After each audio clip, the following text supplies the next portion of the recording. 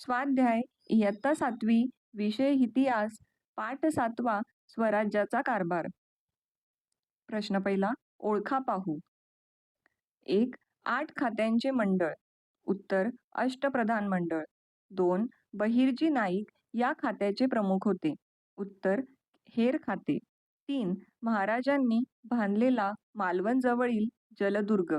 उत्तर सिंधुदुर्ग. 4. किल्ल्यावर युद्ध साहित्याची व्यवस्था पाहणारे. उत्तर कारखानीस. प्रश्न दुसरा तुमच्या शब्दात लिहा. 1. शिवाजी महाराजांचे शेतीविषयक धोरण. उत्तर जमीन महसुलाची व्यवस्था लावण्यासाठी कर्तबगार व अनुभवी असलेला अण्णाजी दत्तो या अधिकाऱ्याची नेमणूक केली. ठरवून दिलेल्या रकमेपेक्षा अधिक महसूल गोळा करू नये अशी ताकीद शिवरायांनी अधिकाऱ्यांना दिली. पडीत जमीन लागवडीखाली आणण्यासाठी उत्तेजन दिले. अशा प्रसंगी शेतकऱ्यांना बैलजोड्या, नांगर आणि पेरणीसाठी चांगले बियाणे पुरवावे असा शिवरायांचा आदेश होता. 2. शिवराय एक प्रजाहितदक्ष राज्यकर्ते. उत्तर शिवरायांनी आपल्या प्रजेच्या हितासाठी पूर्ण काळजी घेतली. शिस्तबद्धपणे राज्यकारभार केला. त्यांच्या राज्यात कोणताही उच्च-नीच भेदभाव नव्हता. शिवरायांनी शत्रूच्या ताब्यातील प्रदेश मिळवला, परंतु त्या प्रदेशातील लोकांचे रक्षणही केले. प्रजेला स्वातंत्र्य देणे हाच त्यांचा उद्देश होता. शेतीबरोबरच व्यापार उद्योगांची भरभराट होईल याकडे त्यांनी लक्ष दिले. प्रजेवर अन्याय करणाऱ्या अधिकाऱ्यांना शिक्षा दिल्या. संकट काळात प्रजेला मदत केली. यावरूनच शिवराय एक प्रजाहितदक्ष राज्यकर्ते होते हे दिसून येते.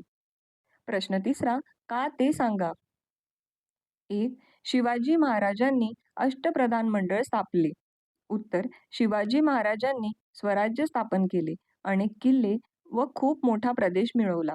विस्तारत गेलेल्या स्वराज्याचा कारभार सुरळीतपणे चालवण्यासाठी तसेच स्वराज्यातील लोकांचे कल्याण साधण्यासाठी शिवाजी महाराजांनी अष्टप्रधान मंडळ स्थापले. 2. शिवाजी महाराजांनी आरमार उभे केले. उत्तर भारताच्या पश्चिम किनारपट्टीवरील गोव्याचे पोर्तुगीज, जंजिऱ्याचे सिद्दी तसेच सुरत व राजापूर येथील इंग्रज वखारवाले हे शत्रू स्वराज्य विस्ताराच्या कार्यात अडथळा आणत. या अडथळ्यास पायबंद घालण्यासाठी आणि पश्चिम किनारपट्टीचे रक्षण करण्याची गरज होती. ज्यांच्याजवळ आरमार त्यांचा समुद्र हे ओळखून दूरदर्शी दृष्टिकोनाने शिवाजी महाराजांनी आरमार उभारले. 4. ओघ तक्ता पूर्ण करा. लष्करी व्यवस्था पाहणारे पायदळ व घोडदळ. पायदळ हवालदार जुमलेदार, घोडदळ शिलेदार बारगीर,